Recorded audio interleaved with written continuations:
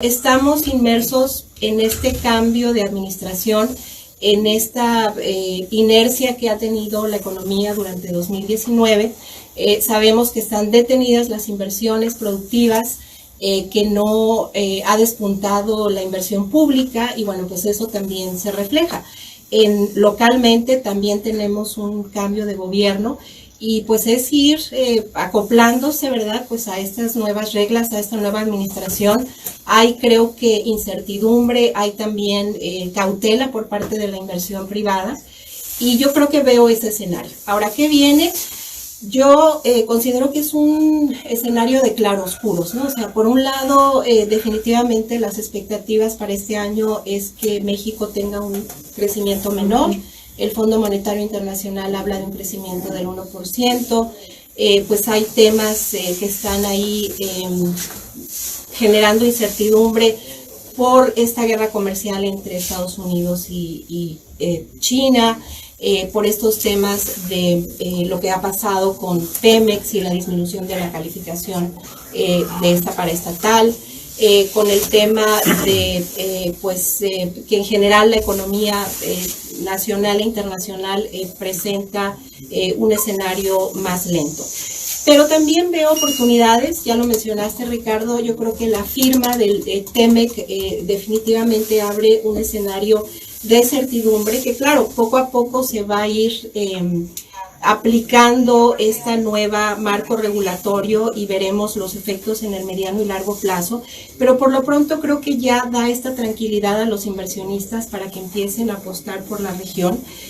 Creo que también pues esta región Cali-Baja tiene características distintas que de alguna manera nos desmarca de lo que es el panorama nacional y en ese sentido sí veo un escenario optimista porque en la región está esta intención de aprovechar este marco de certidumbre y por supuesto lo que ya existe, ¿no? Que es una vinculación, una articulación de los sectores productivos, de cadenas que bajo este marco que claro presenta oportunidades, también presenta desafíos. Ya sabemos el tema laboral, el tema de pues otras restricciones y algunas preocupaciones ambientales también.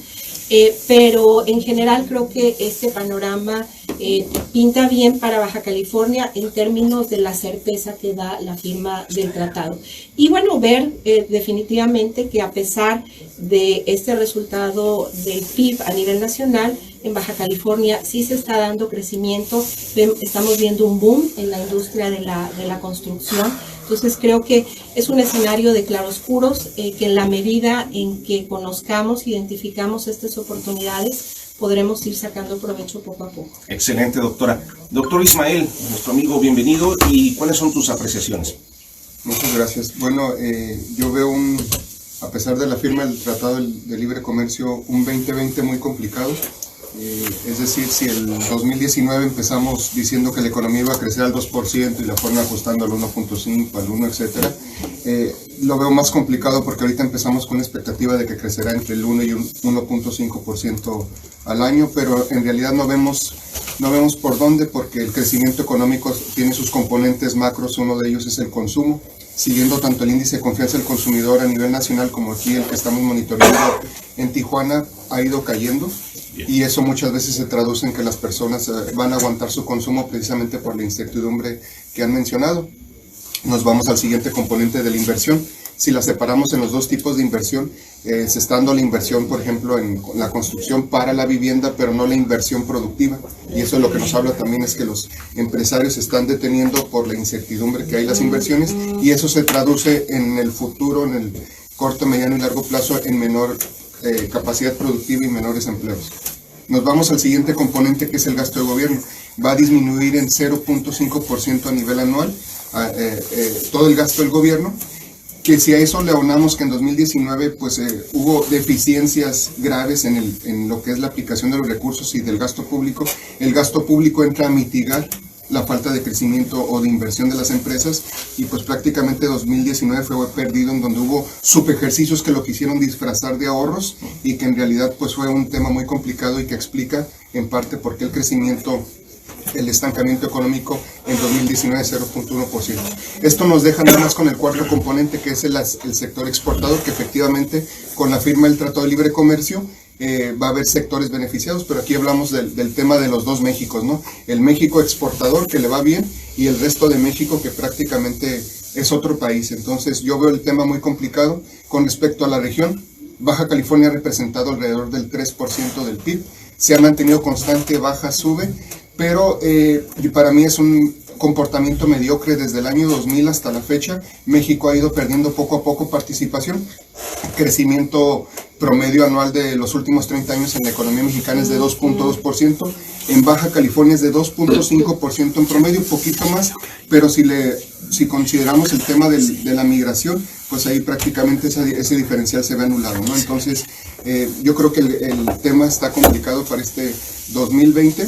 Yo creo que el mejor escenario es que nos mantengamos constantes, es decir, que la economía no crezca, salvo algunos sectores que sí se verán beneficiados, ¿no? Y el tema de que estamos aquí, se está hablando de una posible crisis que venga desde el seno de los Estados Unidos, que están aguantando por el tema de la reelección de Donald Trump, pero al final de cuentas la economía tiene comportamientos cíclicos y tarde o temprano va a suceder.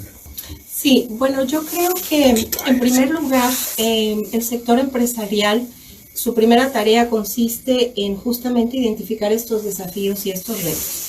Sabemos que 2 de cada 3 empresas en México no superan los 5 años y quiebran. Y esto se ha identificado que son 2 los principales factores que tienen que ver con la planeación y con la parte de financiera. Entonces, cuando hablamos de planeación, vemos que muchísimas empresas en este universo mayoritario en México, que son las MIPYMES, ¿no? Las micro, pequeñas y medianas empresas, no hacen planeación, o sea, no identifican cuál es el entorno, cuáles son las condiciones del mercado global, del mercado nacional, del mercado regional. Entonces, yo creo que la primera tarea para el sector productivo es identificar estos retos, pero también identificar las oportunidades.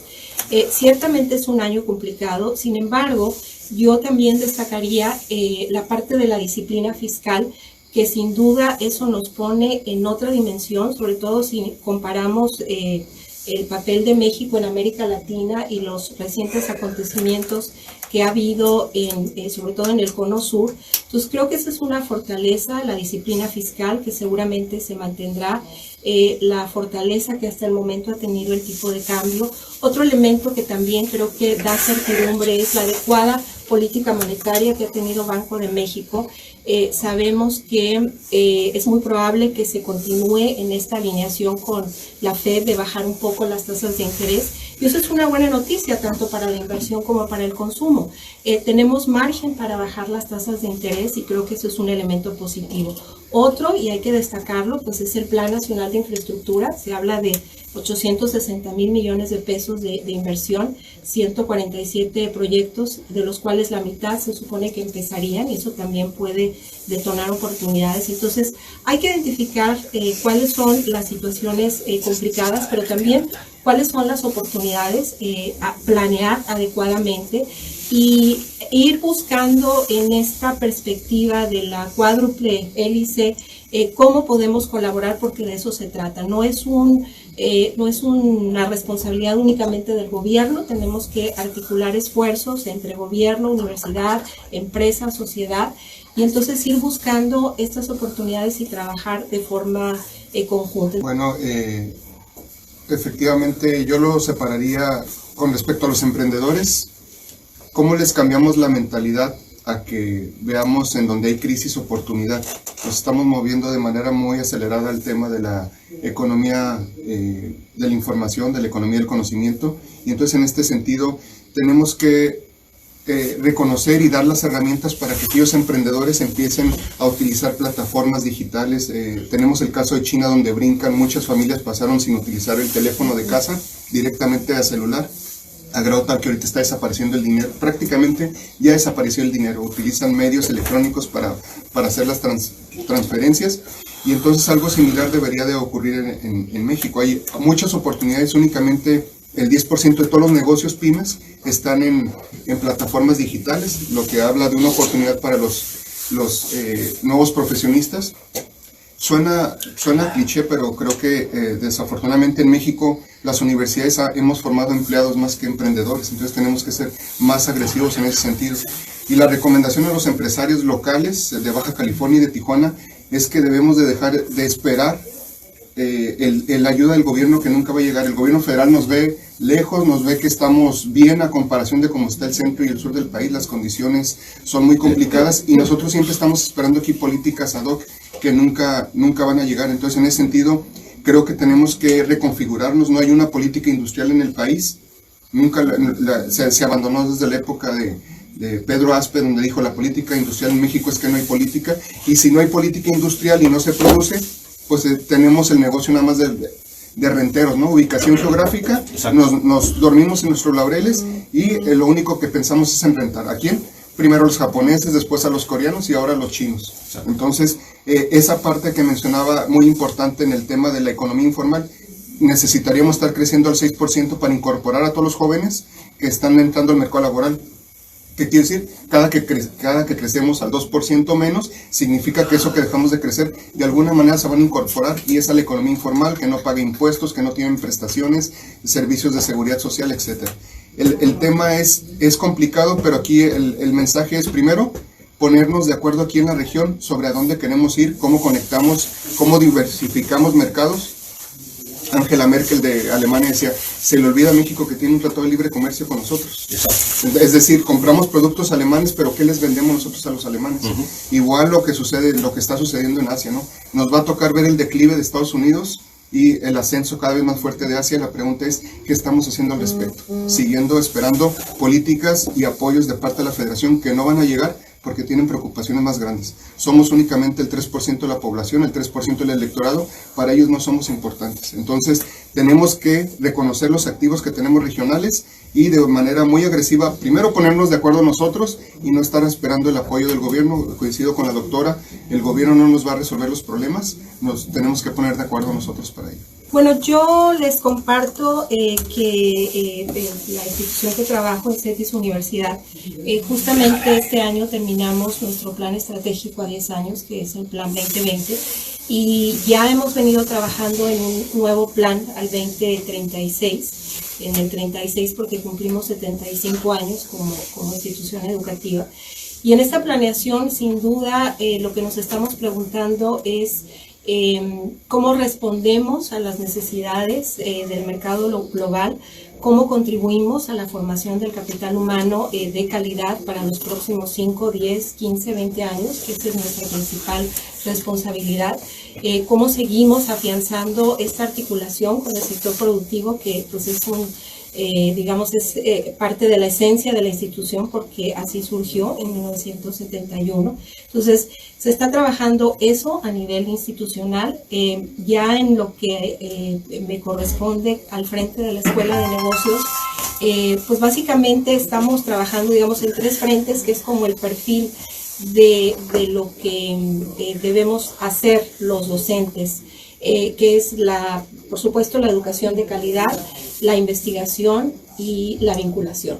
Y queremos articular esto no como actividades aisladas, sino como una dinámica en donde involucramos a los alumnos, en donde en la medida en que el profesor se prepara y se capacita, pues eso se ve reflejado en el aula, en la medida en que yo les digo siempre a los profesores, hay que salirnos del aula, hay que estudiar fuera del aula, visitar empresas, hacer proyectos de vinculación. Este es un tema importantísimo para nosotros, que los alumnos aprenden haciendo, que se vinculen con las empresas, que además la filosofía de la institución es formar emprendedores, líderes que hagan el cambio, que estén apostando a innovar, y que apostemos también a través del sistema de incubadoras que tenemos en la institución, pues a estos proyectos de mayor valor, de base tecnológica, aprovechando estas cadenas de valor, esta presencia de empresas multinacionales para que las pymes se puedan articular. Y en la parte de la investigación también estamos aportando. Hay en la escuela líneas de investigación muy fuertes que están relacionadas con emprendimiento, con sustentabilidad, con innovación. Entonces creo que dentro de esta cuádruple hélice de la que yo hablaba, el papel de las universidades es clave en la formación de este capital humano y en la aportación de nuevo conocimiento que ofrezca pues estas oportunidades y este trabajo conjunto con gobierno, con empresas, con la sociedad.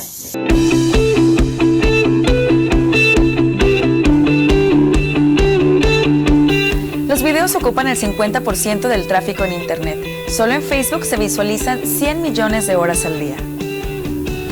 Las publicaciones con video tienen 3 veces más respuesta y se comparten mucho más que aquellos que no lo incluyen. No te quedes fuera de la acción.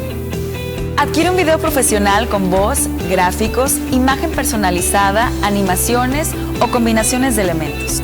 Una de las herramientas más importantes de este milenio es el video. Un video genera mayor seguridad y confianza en tus clientes. Tu competencia ya está utilizando video en su estrategia. Tú decides. Comunícate con nosotros.